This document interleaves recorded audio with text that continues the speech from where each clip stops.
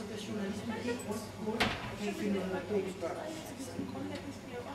Men Peter, han keder sig faktisk, så han hører nogle folk rundt omkring, og det er lidt fedt at se det her kultur. Derfor så fik jeg lavet en reception her. Og det var sådan, at så startede at det var hans ældre medarbejdere, der kom med herovre. Og så sagde de andre, jeg ved ikke, det er ligesom at være på pleje, ikke? Og så blev det her et plejehjem. Og det er sådan, at om vinteren så kommer man ind i den her skål, kender I det? Tøffelagtigt, ikke? Og så siger Peter, det er også mere for, at de så bliver der fred om den her plads. Vi hører, om der er nogen, der vil spørge om noget. Jeg kan ikke fortælle så meget om priserne, fordi vi har også en masse forskellige nyheder også på tidspunkt. Ja. Det var fange den fisk der. Der er en, der har fanget den, der er fra filmen Fugtsvansen. Og den er plastik og skumgummi, og den angreb som Peter. Da han var mindre, havde den faktisk bidt hans tær af. Og da han selv var nede i svømmepøl, så havde vi den der fisk, hvor den var både fjernstyret. Vi havde 3 modeller, også en til hovedet på, og så farten på ham igen.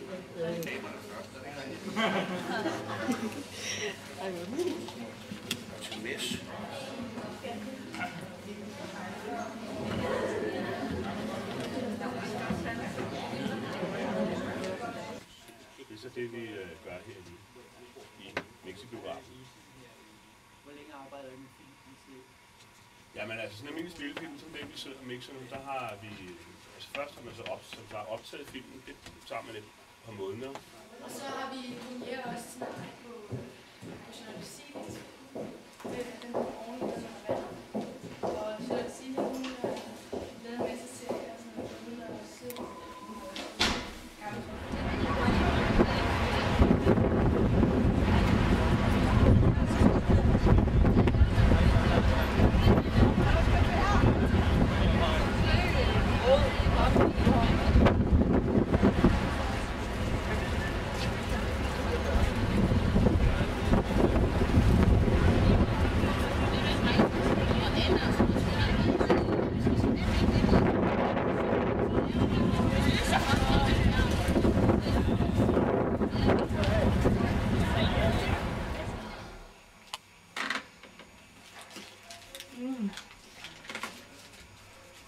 Det er en jækker i den her.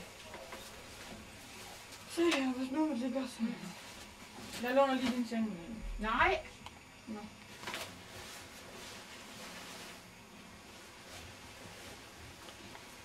Oh.